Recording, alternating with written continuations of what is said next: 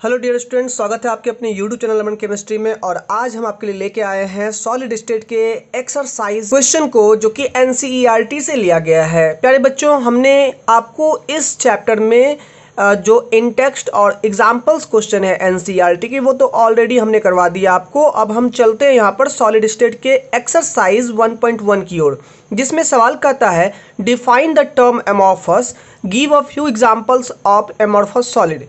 यानी कि आपको इस क्वेश्चन में एमॉर्फस टर्म को डिफाइन करना है। ये जो एमॉर्फस टर्म है इसको आपको डिफाइन करना है, ठीक है।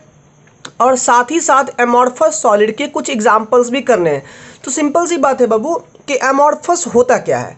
एमॉर्फस का मतलब ही होता है नो फॉर्म। अगर इसके हम सॉल्यूशन को देखें तो सॉल्यूशन बड़ा ही सिंपल है इसका, कि the term amorphous means the term amorphous, ये जो एमॉर्फस वर्ड देख रहे हो ये ग्रीक वर्ड है, ग्रीक डिक्शनरी का एक वर्ड है जिसका मतलब होता है no form. The term amorphous means no form. अब यहाँ पर नो फॉर्म का मतलब क्या हो गया, यानी कि ऐसे सॉलिड जिसमें पार्टिकल्स का जो अरेंजमेंट होगा वो किसी भी फॉर्म में नहीं हो, यानी कोई डिफाइंड पैटर्न नहीं हो। दैट मीन्स जैसे कि क्यूबिक पैटर्न होता है, स्क्वायर पैटर्न होता है, लीनियर होता है, इस तरीके से कुछ ना कुछ डिफाइनेबल पैटर्न होते हैं क्रिस्टलाइन के। लेकिन अगर एमॉर्फस की बात करें तो उनके कोई फिक्स पैटर्न नहीं होते हैं। कुछ दूर तक मान लो कहीं पर अगर हेक्सागोनल पैटर्न है तो वहीं आगे चल करके आपको स्क्वायर पैटर्न दिख जाएगा, कहीं पर कुछ और दिख जाएगा। तो ये जो पैटर्न आप देख रहे हो वो एमॉर्फस सॉलिड का पैटर्न है, मतलब कोई पैटर्न है ही नहीं।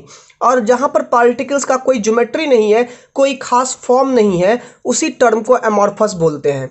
यानी कि कह सकते हैं हम लोग कि ऐसे सॉलिड्स जिनके पार्टिकल्स का कोई डिफाइनेबल फॉर्म नहीं हो, फॉर्मेट उसका सही ढंग से नहीं हो, उसे हम लोग एमॉर्फस सॉलिड कहेंगे। यानी कि the term amorphous means no form, so the solid having irregular arrangement of particles are called amorphous solid। यानी कि एमॉर्फस का मतलब कोई फॉर्मेट नहीं, और ऐसे सॉलिड जिसमें कि पार्टिकल्स के ज्योमेट्री में कोई फॉर्म नहीं हो, कोई डिफाइनेबल फॉर्मेट नहीं हो, उसे हम लोग एमॉर्फस सॉलिड कहते हैं, ठीक है। अब इसका एग्जांपल तो प्यारे बच्चे बहुत सारा है। एग्जांपल्स में आप लोग जैसे जानते हो कि हमारे पास जो ग्लास होता है, ग्लास माने जो कांच होता है, एक्चुअली में जो क्वार्ट्ज ग्लास होते हैं वो क्रिस्टलाइन होते हैं, SiO2 यानी सिलिकॉन डाइऑक्साइड के बने होते हैं।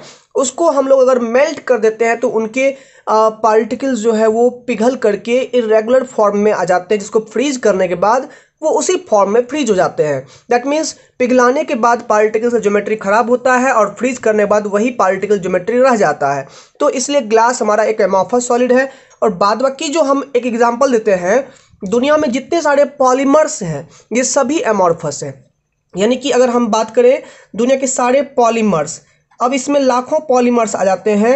अब लाखों पॉलीमर्स का आप एग्जांपल ले सकते हो, नायलॉन हो गया, रबर हो गया, प्लास्टिक हो गया, ये सभी एमॉर्फस सॉलिड होते हैं। और दुनिया में जितने सारे मिक्सचर होते हैं सभी एमॉर्फस सॉलिड होते हैं। अब मिक्सचर में भी लाखों एग्जाम्पल आ गए। फॉर एग्जाम्पल अगर हम बात करें तो कैम्फर की जैसे बात करते हैं, तो कैम्फर क्या है, एक मिक्सचर है, तो वो भी यहाँ पर एमॉर्फस सॉलिड हो जाएगा। तो ढेर सारे ऐसे जितने भी सॉलिड है जो कि मिक्सचर से बने हुए हैं, कोई ना ही एलिमेंट है ना ही कंपाउंड है, तो वहाँ पर वो मिक्सचर है, तो वो वहाँ पर एमॉर्फस सॉलिड कहलाएंगे। तो इनके बहुत सारे एग्जाम्पल्स हैं, आप एग्जाम्पल्स यहाँ पर लिख सकते हो। तो आई होप आपको क्वेश्चन नंबर 1 समझ में आया होगा। तो आप मिलते हैं नेक्स्ट क्लास में, यानी कि 1.2 के एक्सरसाइज में। तो आप लोग उस वीडियो को भी जरूर वॉच करिएगा, ठीक है। धन्यवाद।